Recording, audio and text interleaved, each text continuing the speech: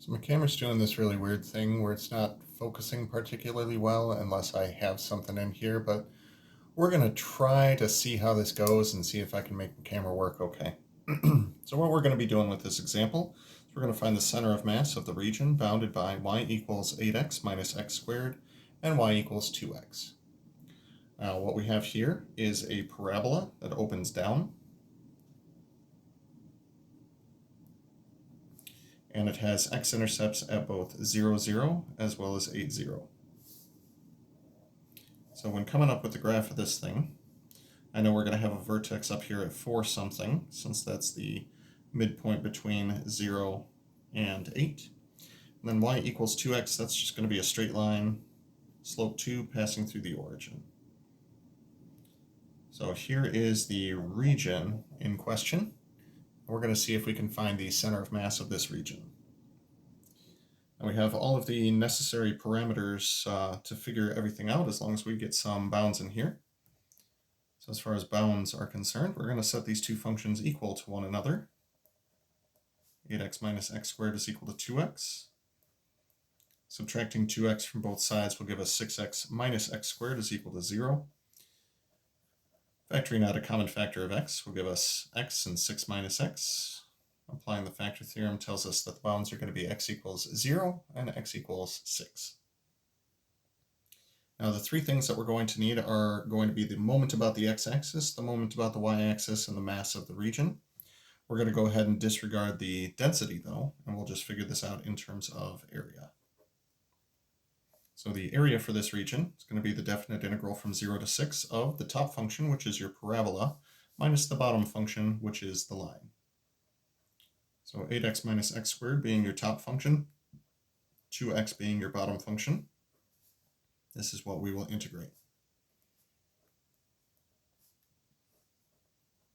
Simplifying the integrand will give us 6x minus x squared dx. Finding the antiderivative will be 6 times x squared over 2 minus x cubed over 3, going from x equals 0 to x equals 6. Plugging in these bounds, we'll see 6, well, I guess we could simplify 6 over 2 to 3. So 3 times 6 squared minus 6 cubed over 3. Factoring out a 6 squared will leave us with 3 minus 6 over 3. That's 3 minus 2, leaving us with just 6 squared. So 36 is the total area for the region. As far as moments are concerned, we are going to calculate the moments, but we're also going to disregard the density associated with those. Otherwise, we would have been calculating mass here rather than area. So we'll just point out this would be the mass divided by the density. That'll give us area. For the moment about the y-axis, we're going to set up the same sort of thing, definite integral from 0 to 6, but we are going to be multiplying our integrand by an additional factor of x, as was described in a previous video. So essentially we'll get the same integrand, just both of these are going to be multiplied by a factor of x. So this will be 6x squared minus x cubed dx. Ready to integrate this, this will be 6 times x cubed over 3 minus x to the 4th over 4, going from, once again, 0 to 6. Plugging in these bounds, we'll get 6 times 6 cubed over 3 minus, looks like 6 to the 4th over 4. We could factor out a 6 to the 4th from each of these and be left with 1/3 minus 1/4, which would be 1/12. Canceling out a factor of 6 from each of those, that'll be 6 cubed times 1/2. 6 cubed, we can borrow a 6 from that and call that 6 squared times 3, leaving us with 108. Of course, if you get here and say, all right, well, I'm just going to toss that bad boy into a calculator, that would work as well.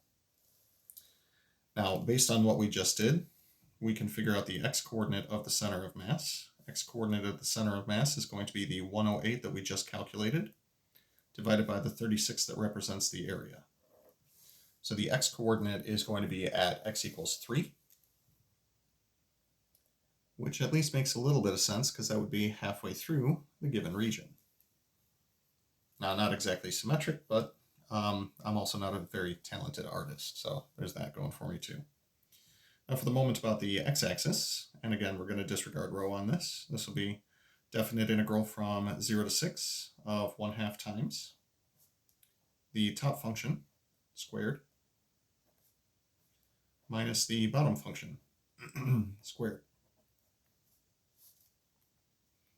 We'll take the 1/2 outside of the integral and call this the definite integral from 0 to 6 of.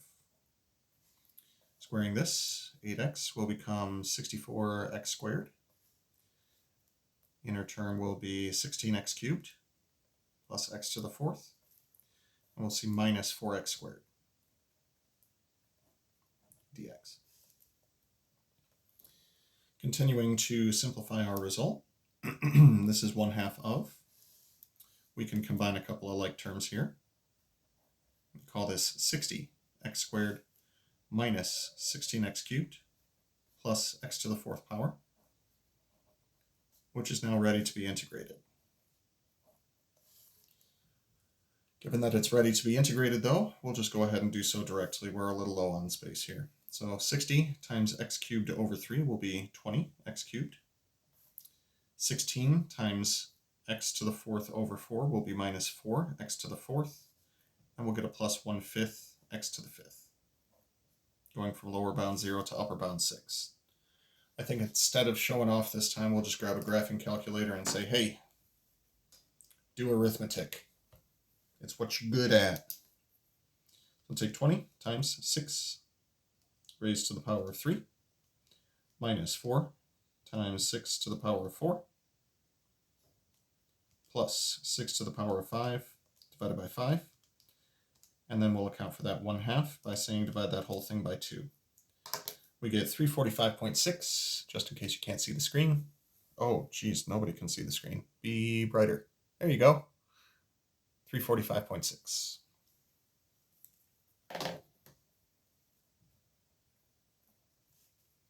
To figure out the y-coordinate of our center of mass, we'll take the 345.6 that we just got and divide by the area from earlier.